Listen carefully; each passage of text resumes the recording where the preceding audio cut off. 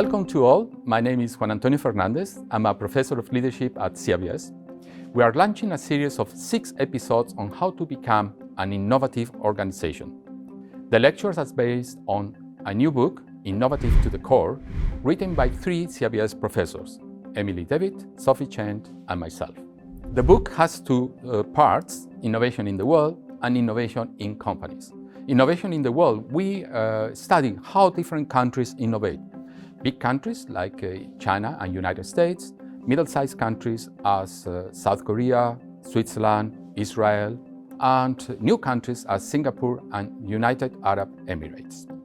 These lectures are about innovation in companies. In the first episode, I will introduce the model and the research behind it, plus an exercise that will start now.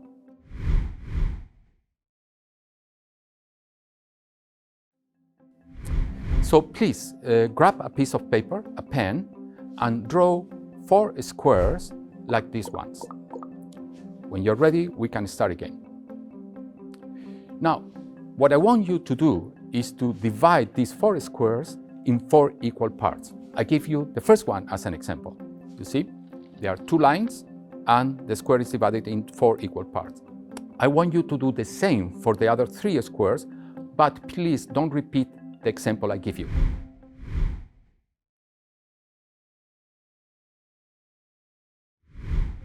When I do this exercise in class, I ask my students, how many of you have found a solution like this? All of them raised their hands. But then I also showed a different solution, like this one. And I ask the same question, how many of you have found this solution? And then I usually have very few people. Now, both solutions are right because they are following the instructions I give them. But if this were a product, there is a fundamental difference between the two. When you are using the solution of the straight lines, basically you are like everybody else. When you are using the solution with the curved lines, you are different. And that has an implication for you. That was studied by 2 professors at INSEAD, published the book Blue Ocean Strategy. Red ocean means that you are competing with many other companies doing something similar to you. That means that you have to compete in cost, in prices. While when you are in the blue strategy, you are unique. You can charge an extra price. A good example of companies like this is Apple. This series of lectures try to teach you how to do the second solution, the original solution. That is innovation. Sometimes this concept is confused with creativity and inventions. Let me give you an example. Company Heinz launched a purple color ketchup, and as you can imagine, was not very successful. They have to withdraw it from the market. Here you have a new idea, a creative idea that didn't hit the market. And that is what I mean by innovation. It's the process of translating a new idea or invention into a good or service for which customer will pay. This is represented in this funnel model of innovation. You can see the cloud of ideas. That is creativity. Not all those ideas become something tangible.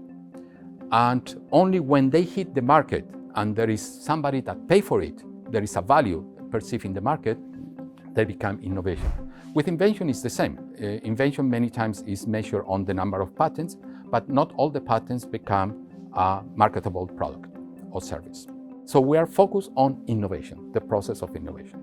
I want to give you an example, 3M. As you know, they are famous because they are a very innovative company. I have the opportunity to meet Kenneth Yu, former managing director for 3M Greater China, and he told me the story of Post-it. Of course, you know this story. It was a failed product, and then somebody started using it in church. But what the story didn't tell you is how this became an innovation, how it went to the market. So Dr. Nicholson, who was a member of 3M at that time, noticed how the secretaries of 3M were using these sticky notes. So he decided to go to the CEO of 3M and ask him to send a box of sticky notes to his fellow CEOs in other multinationals. When these CEOs received this letter from the CEO of 3M, of course, they give these sticky notes to their secretaries and they started using it. Other secretaries in the company saw them and asked to use the same. So at the end, the secretaries went to the CEOs and asked, can we get more of these sticky notes? And that was how it started. Another example is Cargill. I have the opportunity to talk with Jerry Liu, president of Cargill China, and he told me how Cargill 20 years ago developed a zero-calorie sweetener based on corn. And it was not successful. At that time, nobody was demanding these zero-calorie sweeteners.